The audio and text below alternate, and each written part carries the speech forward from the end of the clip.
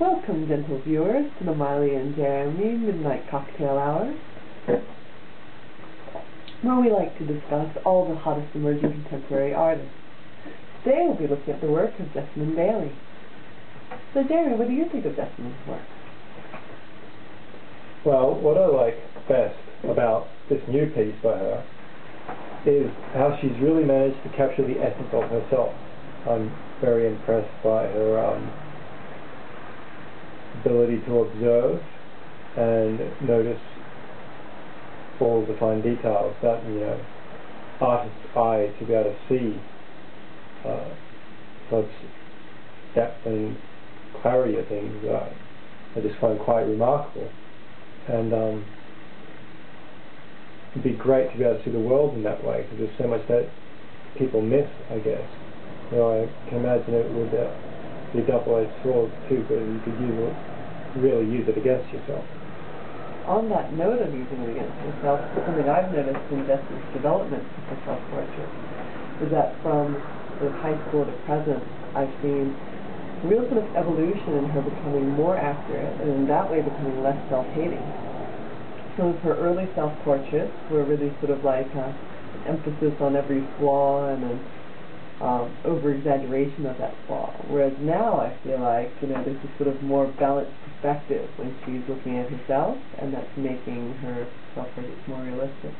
A sort of odd traversement, I suppose you imagine portraiture is going from the flattering to the realistic over time, Just in her lifetime it's sort of gone the other way.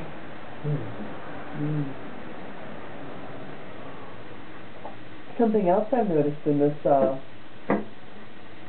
self-portrait is you're starting to really be able to see her, the influence of other contemporary artists in her use of line.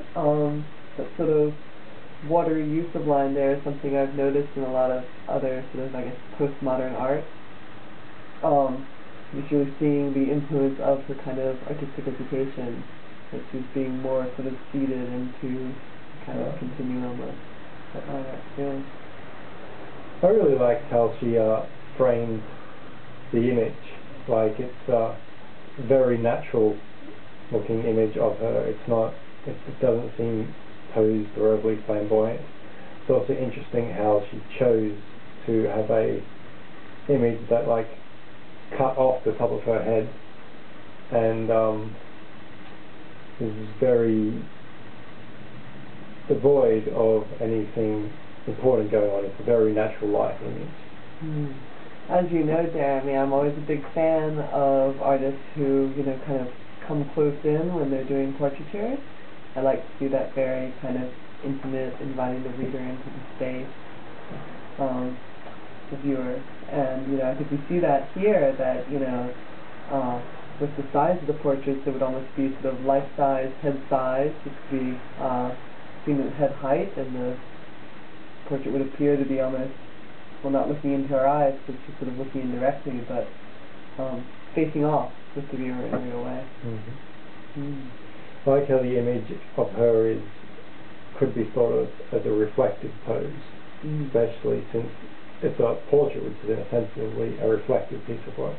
Alright, so using that self-reflection and showing it visually as well. Yeah, it reminds me a bit of when you see artists who do self-portraits of themselves at work.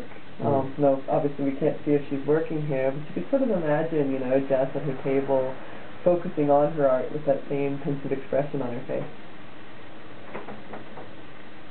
Jess mentioned in her discussion of this piece that she was taking effort with the use of color. What did you think about that?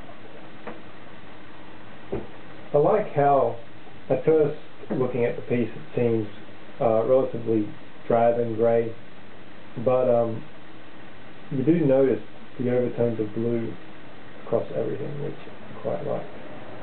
And as we know, Jess has used monochromatic pieces in blue previously in her work, so she really likes to highlight those blue tones.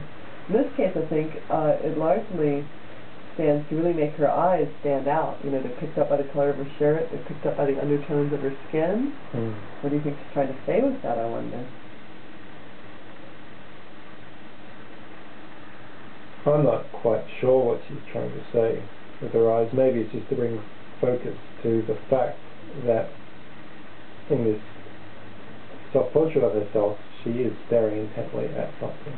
I see. But not at the viewer, interestingly enough. Like, she's definitely averting her eyes, looking away from the viewer. She's not facing us head on. She's not confronting us. Clearly she seems to be, I guess, in her own world, investing in herself, you know? I also really enjoy these modeled shadows always in Jessamyn's work, you know, the very sensitive way in which sort of darker shadows yield to a sort of supple lighter shadow. You know, you hear all the time about the old art school trope about, you know, paint the light, not the form, but I feel like in Jess's work you can really see that happening, you know, the way that we see it almost feels as though the light itself is being painted, is being touched. That's right. It just really re-emphasizes her powers of observation to be able to pick up those subtle changes of light. Yeah, we see the benefit of her sort of, you know, very sensitive small brush work coming through there, you know, that polished finish she likes to give everything. So we hear that Jessamyn and Bailey have an upcoming show soon. Oh yes, very excited, very excited. That's going to be a group show, and we look forward to seeing what she's going to be choosing for that. Yeah, I'm really interested in what she decides, what pieces she's going to bring to it, and whether there'll be a theme to all the pieces. Very interesting. And will we see a re-showing of some of the work from her master show, or is there going to be a new body of work produced specifically for this show? Or will we maybe see the eventual finishing of some of her work since university, including perhaps this piece? Yes. We'll be looking forward to that. Certainly.